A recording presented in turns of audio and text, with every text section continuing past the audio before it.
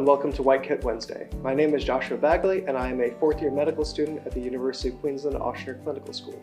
I am here to talk about the Narcan training initiative, and I'd like to introduce Jake. Hey Josh, my name is Jake.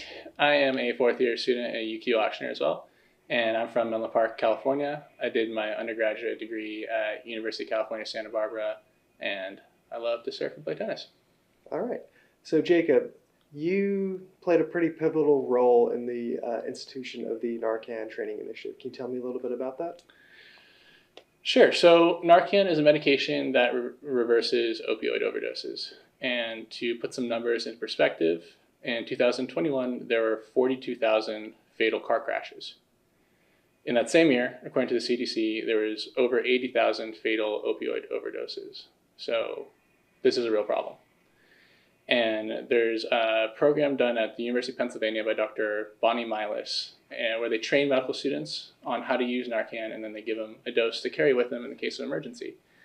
And I saw that program, I thought, well, we should try and emulate that here at Ochsner. So this January, we trained 86 third-year medical students at Ochsner on how to recognize, react, and revive someone after an opioid overdose.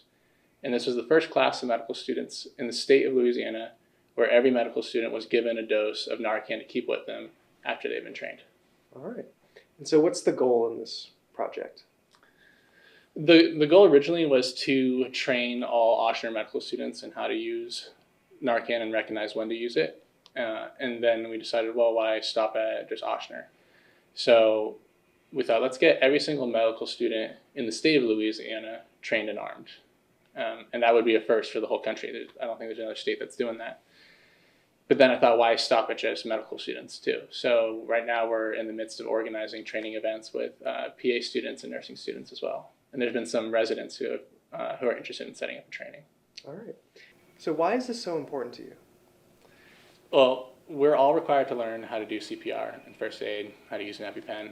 And right now it's unfortunate, but we live in an age where we need to know how to use naloxone or Narcan in case the crisis emerges. 50% of overdoses occur in the household. My brothers did. And it takes EMS about 7 minutes to arrive on site after you call 911. Double that, and you live in a rural area. Your brain cells will start dying after 5 minutes without oxygen. And Narcan can get you breathing again in 2 to 3 minutes. So it's important that you're able to use the Narcan, recognize it, and react quickly because you can save brain cells. And this concept of harm reduction is important to start adapting into our education, I think, because every time that you revive someone, you give them another shot at recovery, at sobriety, and most importantly, you give them more time with their family. So this is all possible and thanks to the Louisiana Department of Health, who's giving us the Narcan.